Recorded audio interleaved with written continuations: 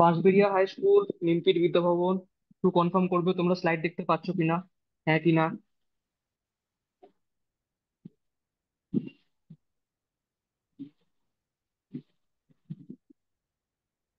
Bansberia high school, নিমতির বিদ্যাভবন।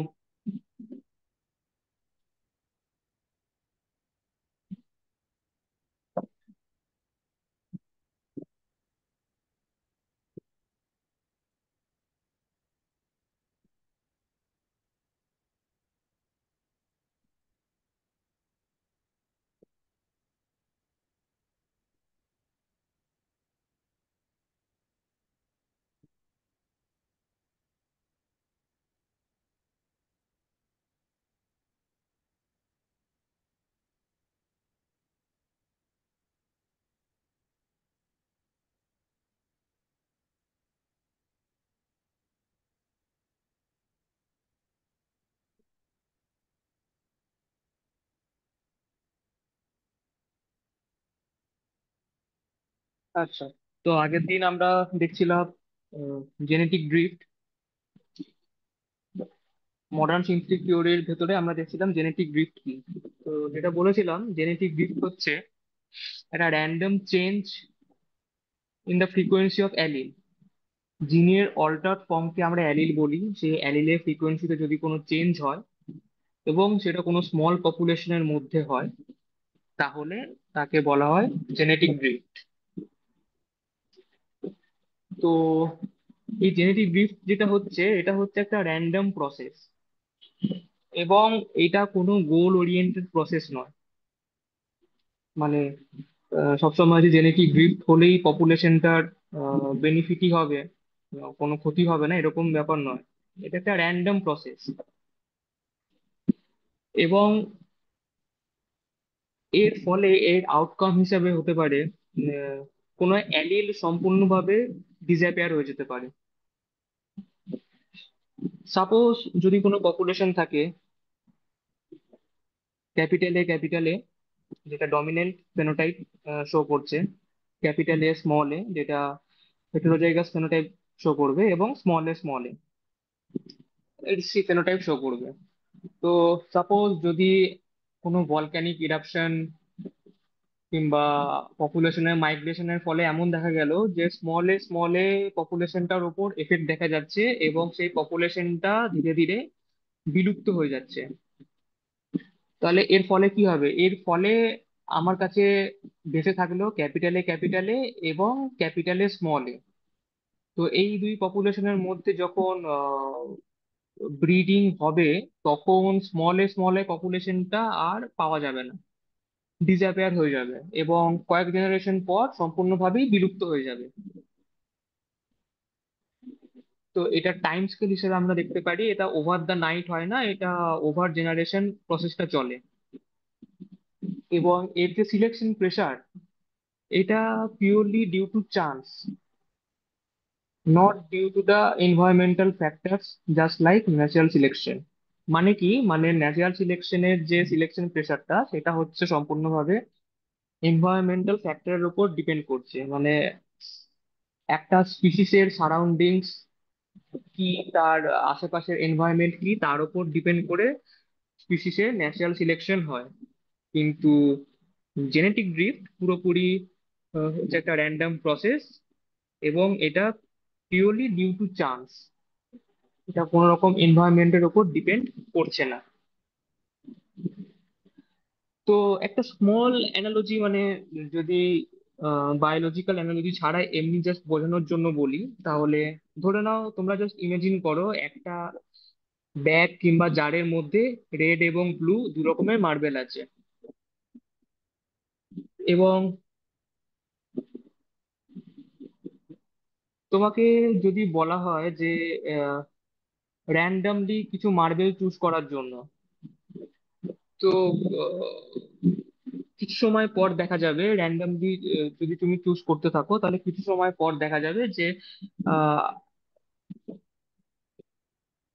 এক রকমের কালার ধীরে ধীরে কমতে থাকছে। মানে সেটা পুরোপুরি ডিউ টু চান্সের উপর ডিপেন্ড করছে।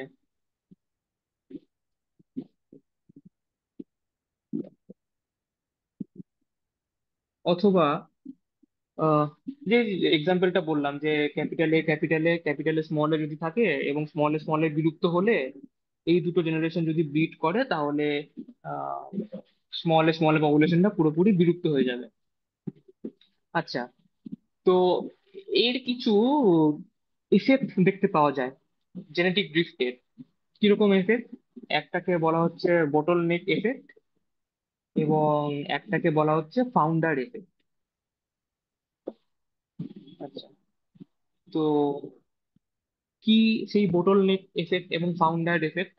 এটা তোমাদের জাস্ট একটা আইডিয়া দিয়ে রাখছি, জেনেটিক ড্রিফটে এত ডিটেলস লাগবে না, জাস্ট তোমাদের বোঝার সুবিধার্থে। ঠিক আছে, তো বোটল নেক এফেক্ট কি? আমি যেটা প্রথমেই বললাম যে জেনেটিক ড্রিফট হচ্ছে পুরোপুরি একটা র্যান্ডম প্রসেস। এটা হচ্ছে ন্যাচারাল যে ডিজাস্টার তার উপর ডিপেন্ড করছে। তো সেরকমই যদি কোনো ডিজাস্টার লাইক ভলক্যানো অর কোনো ডিজিজ যদি ড্রাস্টিক্যালি কোনো পপুলেশনকে রিডিউস করে, কোনো পপুলেশনকে কিল করছে, মেরে ফেলছে কোনো একটা ডিজিজ বা কোনো একটা ডিজাস্টার, এর ফলে তোমার তো কিছু পপুলেশন তো বেঁচে থাকবে, কিছু তো পপুলেশন সার্ভাইভ করবে। যেই পপুলেশনটা বেঁচে থাকলো সেই পপুলেশনের যে র্যান্ডম অ্যালিল ফ্রিকোয়েন্সি চেঞ্জ, সেটা কি বলা হচ্ছে জেনেটিক ড্রিফট। এবং এই এফেক্টটাকে বলা হচ্ছে বোটল নেক এফেক্ট, যেটা কোনো একটা ন্যাচারাল ডিজাস্টারের ফলে হয়েছে। এবং আরেকটা বললাম ফাউন্ডার এফেক্ট।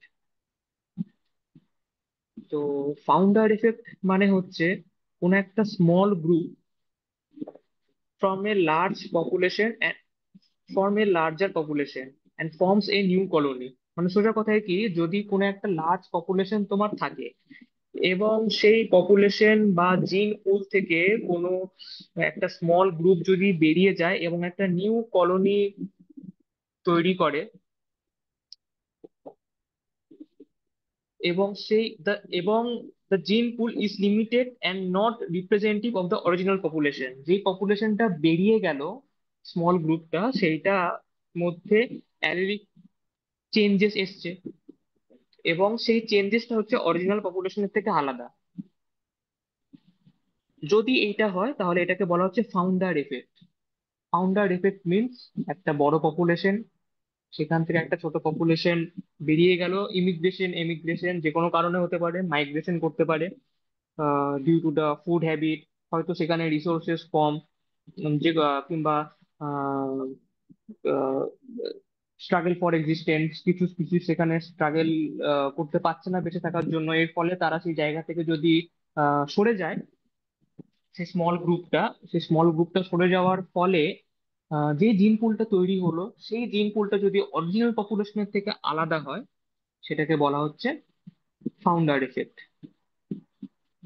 তো এবার তোমরা বলবে যে হোয়াইট ম্যাটার্স, মানে এটা দরকার কি, জেনেটিক ড্রিফটের আমার দরকার কি? আমরা মডার্ন সিনথেটিক থিওরির মধ্যে পড়ছিলাম যে মডার্ন সিনথেটিক থিওরি কিভাবে হতে পারে, মানে জেনেটিক ড্রিফট দিয়ে হতে পারে, মিউটেশন দিয়ে হতে পারে।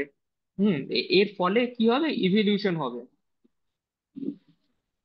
তো জেনেটিক ড্রিফট দিয়ে কিভাবে ইভলিউশন হচ্ছে? সোজা কথায়, তো জেনেটিক ড্রিফট দিয়ে ইভলিউশন হচ্ছে তোমার জেনেটিক ভেরিয়েশনটা কমে যাচ্ছে। যখনই তোমার জেনেটিক ভেরিয়েশন করছে, এটা ইনফ্লুয়েন্স করছে ইভলিউশনকে, স্পেশালি ইন আইসোলেটেড পপুলেশনকে।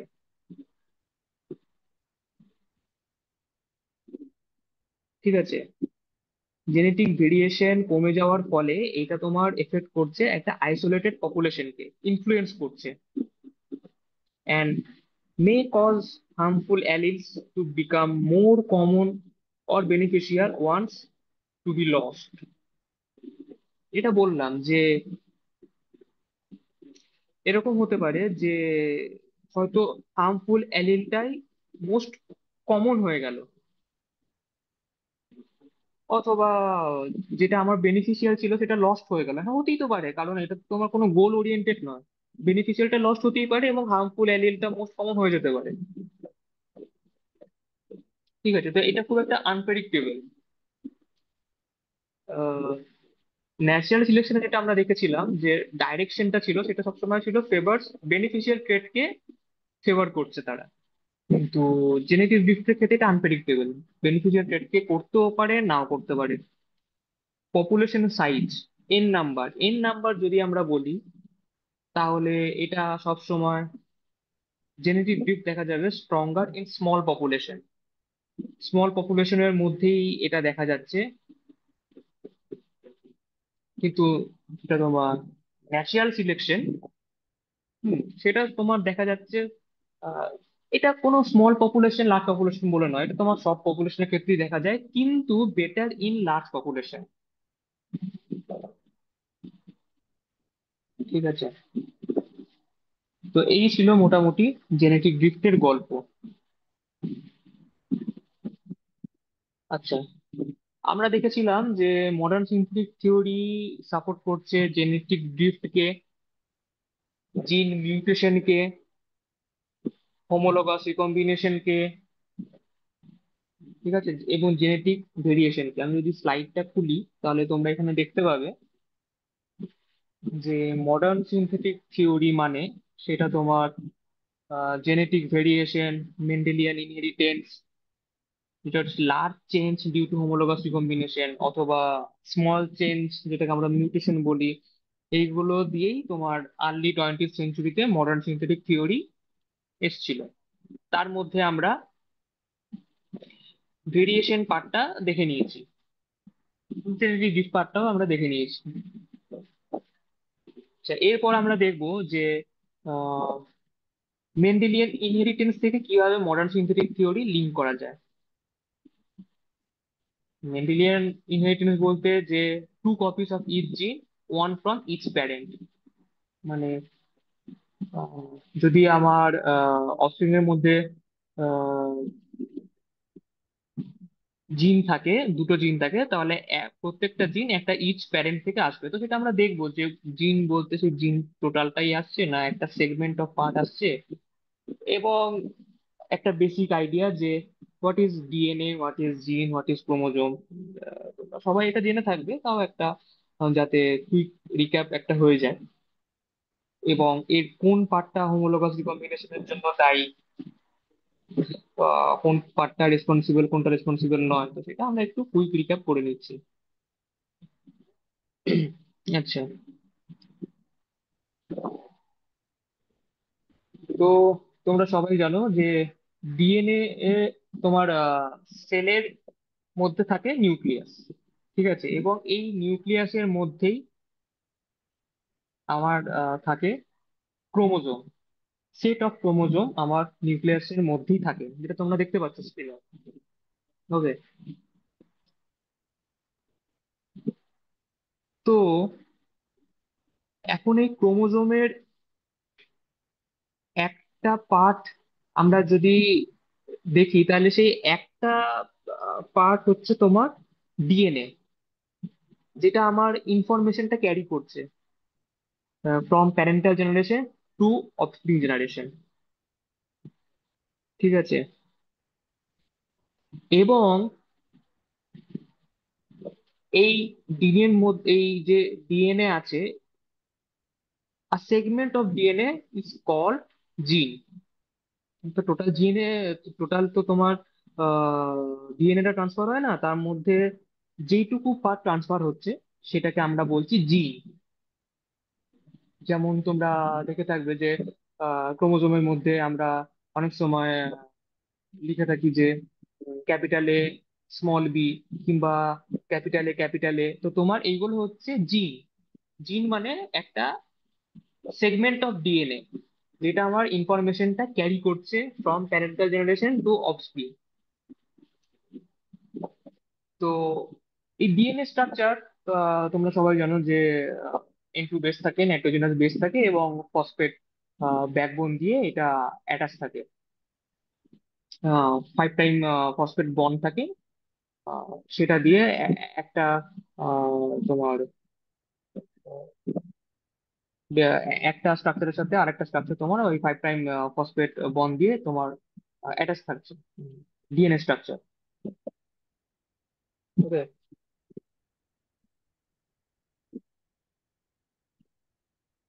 আচ্ছা, তো মেন্ডেল বলেছিল যে জেনেটিক রিকম্বিনেশনের ফলে আমরা ভেরিয়েশন দেখতে পারি। তো এই জায়গাটা একটু তোমরা ভালো করে দেখবে। জেনেটিক রিকম্বিনেশন মানে কি? It is continuous source of variation due to crossing over in sexually reproducing organism. মানে তোমার হচ্ছে, আচ্ছা, তোমরা মনে হয় এটা পড়েও এসছো, তোমরা কি কেউ কি একটু বলতে পারবে যে হোয়াট ইজ জেনেটিক রিকম্বিনেশন? কোনো idea? Nimpith Ramakrishna Vidyabhavan, Bansberia municipal high school, just কোনো আইডিয়া যে কি জিনিসটা, কি কি করে হচ্ছে না হচ্ছে পরের কথা, যদি এক কথায় বলতে হয় যে জেনেটিক রিকম্বিনেশন কি, তোমরা কি কেউ বলতে পারবে?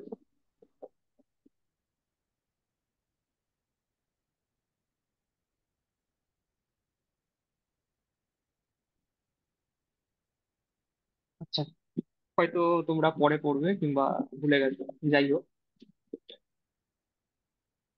তো জেনেটিক রিকম্বিনেশন হচ্ছে is the process by which genetic material is shuffled or exchanged between chromosome and creating a new combination of genes that are different from the parent organism.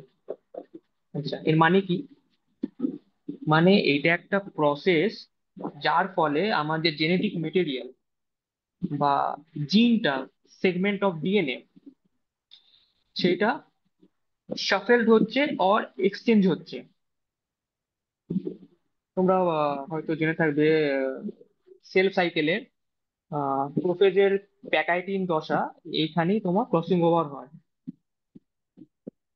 এখানেই হচ্ছে জেনেটিক মেটেরিয়ালটা এক্সচেঞ্জ হয় এবং create করছে একটা new combination of jeans, যেটা হচ্ছে প্যারেন্টের থেকে আলাদা। 50% প্যারেন্টাল ক্যারেক্টারিস্টিক থাকে এবং 50% আসে নিউ ক্যারেক্টারিস্টিক অফস্প্রিং এর মধ্যে। কারণ তোমরা জানো যে সেমি কনজারভেটিভ ডিএনএ রেপ্লিকেশন হয়, সেই জন্যই। তো এবার যদি আমি বলি when and how it happens, মানে এটা তোমার কখন হচ্ছে, কিভাবে হচ্ছে, ঠিক আছে? তো মিওসিস ওয়ান এর প্রোফেজ ওয়ান দশায় তোমার হোমোলোগাস ক্রোমোজোম যেটা আছে সেটা এক্সচেঞ্জ হচ্ছে। আচ্ছা, এবার যদি বলি হোমোলোগাস ক্রোমোজোম কি, এটা খুব একটা কনফিউজিং জিনিস, মানে অনেক সময় ডাউট থেকে যায়। তোমরা স্ক্রিনে দেখতে পাবে যে এখানে ব্লু কালারের যে ক্রোমোজোমটা আছে আমার স্ক্রিনের রাইট সাইডে, ব্লু কালার এবং red colour homologous chromosomes aligned আছে। ঠিক আছে, মানে আমি যদি ক্যাপিটাল এ, ক্যাপিটাল বি এবং ক্যাপিটাল সি কে তিনটে আলাদা আলাদা জিন ধরি, তাহলে এই জিনগুলো, এই মানে অ্যালিল ফর্মটার যদি কোনো মিউটেশন হয়, তাহলে যে অ্যালিলিক ফর্মটা তৈরি হয় সেটা হচ্ছে small a small B small C. ঠিক আছে, তো এই ক্যাপিটাল এ আর স্মল এ হচ্ছে হোমোলোগাস ক্রোমোজোম একে অপরের, এবং এরা নন সিস্টার ক্রোমাটিড। কিন্তু তোমরা দেখতে পাবে যে এখানে দুটো ক্রোমাটিড আছে, ক্যাপিটাল এ এবং ক্যাপিটাল এ, এরা হচ্ছে পরস্পরের, এদের রিলেশন হচ্ছে এরা সিস্টার ক্রোমাটিড, এরা মিওসিস টু তে সেপারেট হচ্ছে।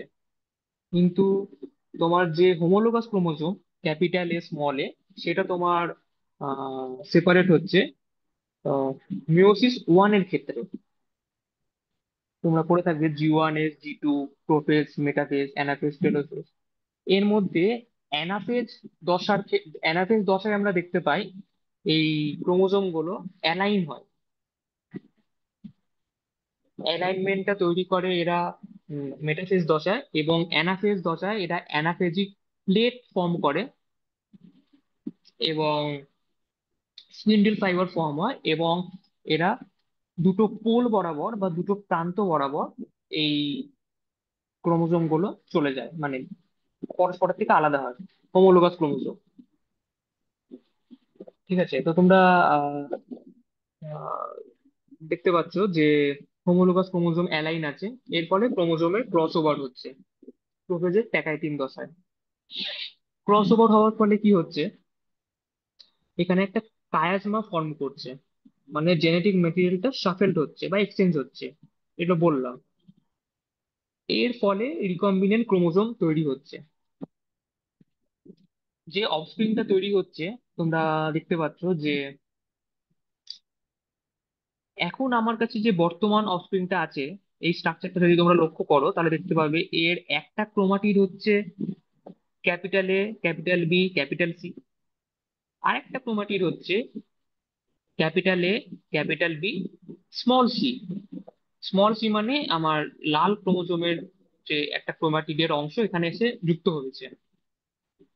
সাইমালটেনিয়াসলি এটা হয়েছে তোমার এই মানে আমার আরেকটা যে হোমোলোগাস পেয়ার ছিল সেখানেও স্মল এ, স্মল বি, স্মল সি ছিল প্যারেন্টের ক্ষেত্রে, কিন্তু আমার যেহেতু এখানে সিটা এক্সচেঞ্জ হয়েছে, তাই এখন আমার অফস্প্রিং এর মধ্যে ক্যাপিটাল সি জিনটা চলে এসেছে। তো এখানে এখন আমার আছে স্মল এ, স্মল বি, ক্যাপিটাল সি, এবং আরেকটা ক্রোমাটিড যেরকম ছিল সেটা সেরকমই আছে, স্মল এ, স্মল বি, স্মল সি।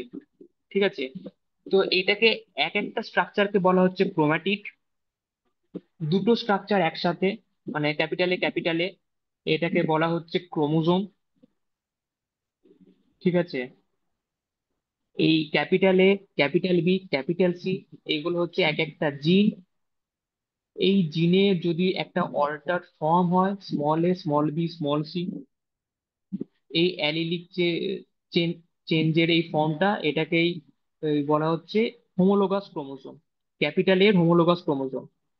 ঠিক আছে, এবং ক্যাপিটাল এ, স্মল এ, তোমরা একটু ক্লাসটা হোল্ড করো।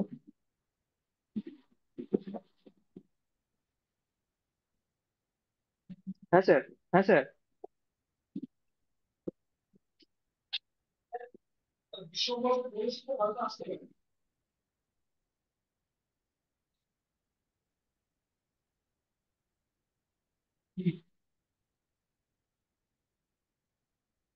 স্যার স্যার, দাদা আমি একটু মেনে বলছি। হ্যাঁ স্যার, আমি স্যার স্যার ক্লাসে আছি, আমি একটু জেনে বলছি না স্যার, 5 মিনিট স্যার। ওকে।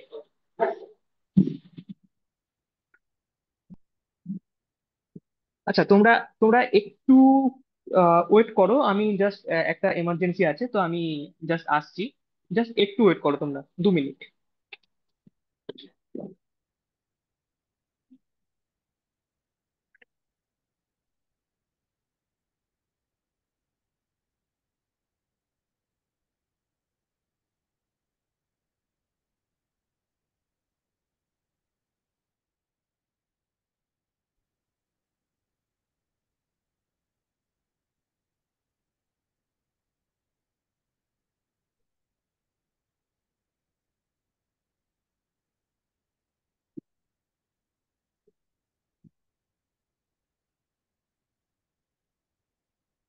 হ্যাঁ, সরি ফর দ্য ইন্টারাপশন, একটা এমার্জেন্সি ছিল। ওকে, তো যেটা আমরা বলছিলাম, জেনেটিক রিকম্বিনেশন এভাবেই হচ্ছে তোমার, একটা পার্ট এক্সচেঞ্জ হচ্ছে। আচ্ছা, তো আমরা যেটা বললাম যে ইন্ডিপেন্ডেন্ট অ্যাসর্টমেন্ট, আচ্ছা মেন কনসেপ্ট যেটা ইন্ডিপেন্ডেন্ট অ্যাসর্টমেন্ট বলতে মেন্ডেল কি বলেছিল।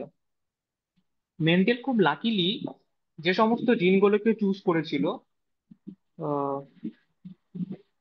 এক মিনিট।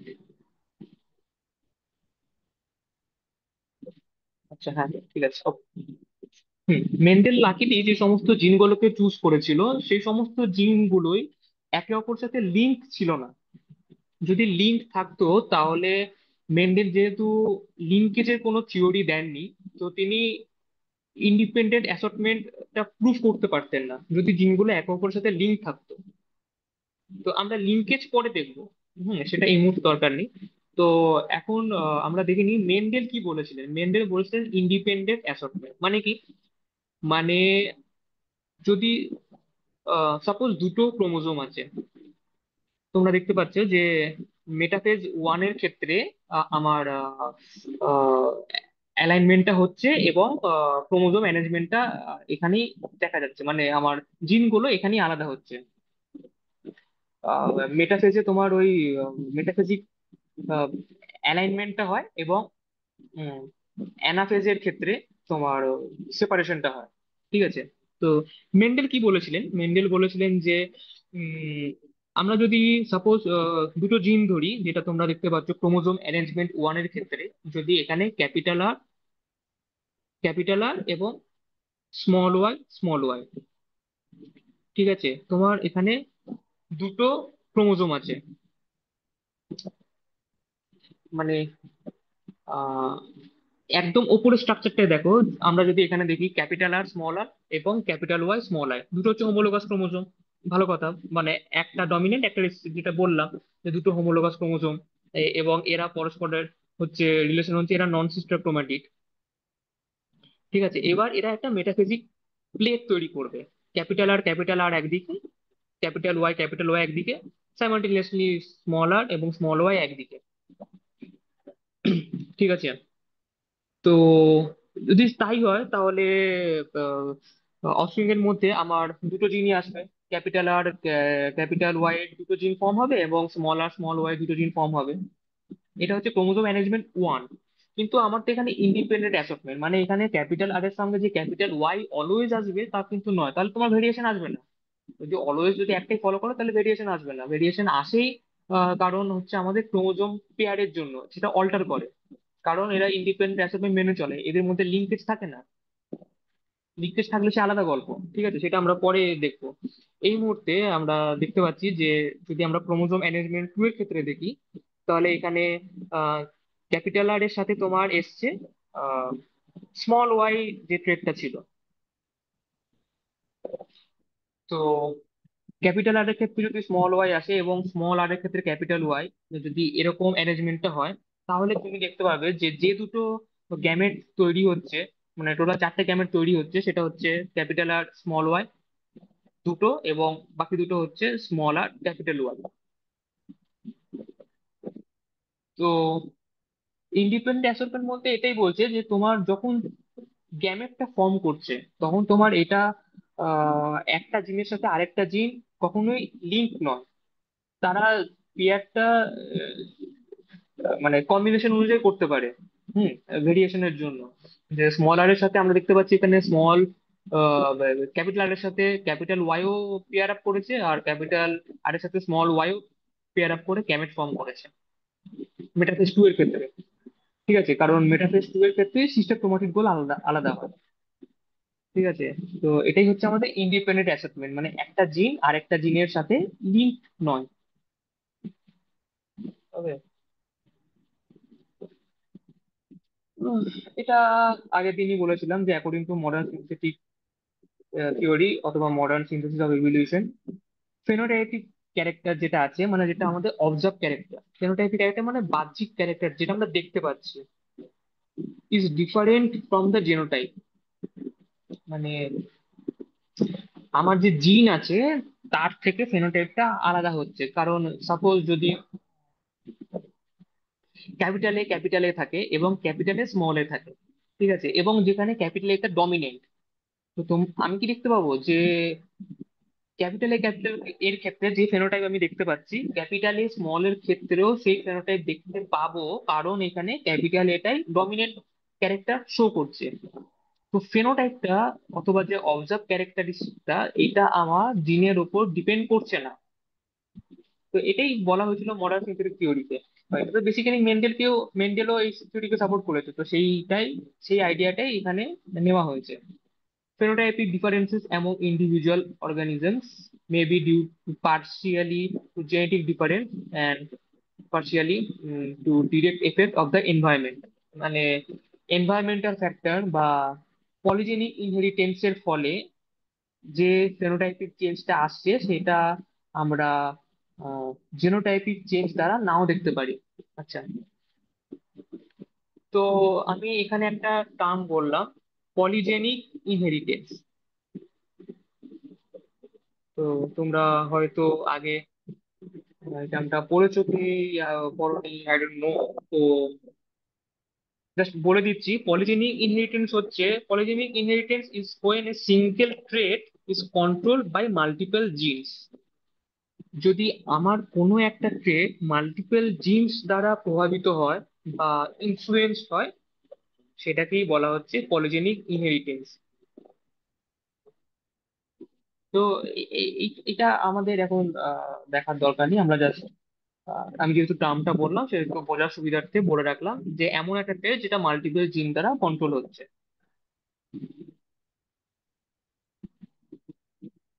ঠিক আছে? তারপর আমি যেটা বললাম জিন পুল, জিন পুল মানে বেসিক্যালি কিছুই না, যদি যদি কোনো একটা পপুলেশন এ থেকে একটা পপুলেশন যদি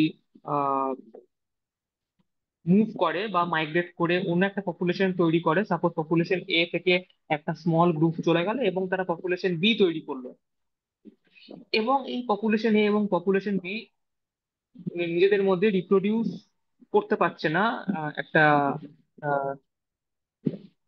আইসোলেটেড রিপ্রোডাকশন তারা দেখতে পাচ্ছে, মানে উম, একটা রিপ্রোডাকশন ব্যারিয়ার কাজ করছে, তাহলে সেক্ষেত্রে আমি বলতে পারি যে জিন এ, ফুল এ এবং ফুল বি যে পপুলেশনটা সেটা পুরোপুরি আলাদা, কারণ এরা নিজেদের মধ্যে রিপ্রোডাকশন করতে পারছে না।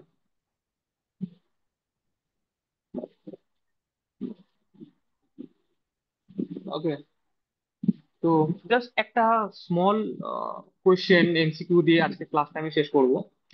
এখানে কোশ্চেনটায় বলা হয়েছে আমরা আগের দিনে যতটা দেখেছি চার্লস ডারউইনের থিওরি, ন্যাচারাল সিলেকশন থিওরি আর কি, এবং মডার্ন সিন্থেটিক থিওরি, সমস্ত কিছু করার পর জাস্ট একটা কোয়েশ্চেন যে চার্লস ডারউইন যে সমস্ত থিওরিটা তার পস্টুলেট গুলো দিয়েছিলেন তার মধ্যে তিনি কোনটা বলেননি।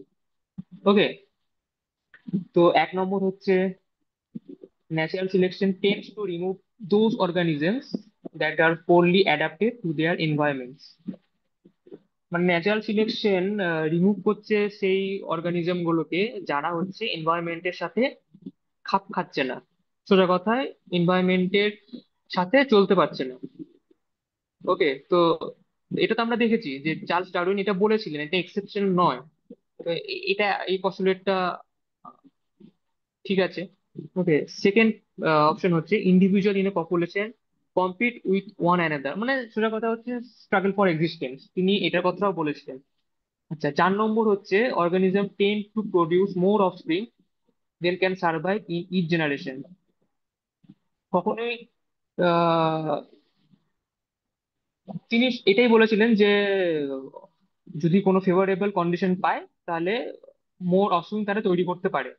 ঠিক আছে, কিন্তু তিনি জিন মিউটেশনের কথা কিন্তু বলেননি। জিন মিউটেশন, ভেরিয়েশন, ঠিক আছে, মেন্ডেলিয়ান ইনহেরিটেন্স, মানে জেনেটিক পার্টটা পুরোপুরি আছে মডার্ন সিনথেটিক থিওরিতে। তো থার্ড অপশন যেটা আছে জিন mutation are the source of variation of for evolution, এটাই হচ্ছে অ্যান্সার, কারণ তিনি জিন মিউটেশনের কথা বলেননি, তিনি বলেছিলেন কিছু একটা ভেরিয়েশন আসবে, তার ফলে চেঞ্জেস আসবে, কিন্তু ভেরিয়েশনটা মিউটেশনের ফলে আসবে না ক্রসিং ওভারের ফলে না হোমোলোগাস রিকম্বিনেশনের ফলে, তিনি সেটা তখন বলেননি। তো অ্যান্সার হচ্ছে অপশন সি। ওকে। এর পরের দিন আমরা দেখবো টাইপ অফ ন্যাচারাল সিলেকশন। তিন রকমের ন্যাচারাল সিলেকশন হয়। উম,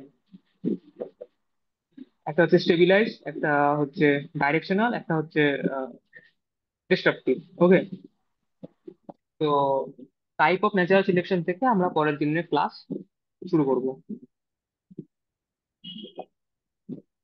আচ্ছা, তোমাদের যদি কারো কোনো কোয়েশ্চেন থাকে তাহলে বলতে পারো, না হলে তোমরা ক্লাস লিড করতে পারো।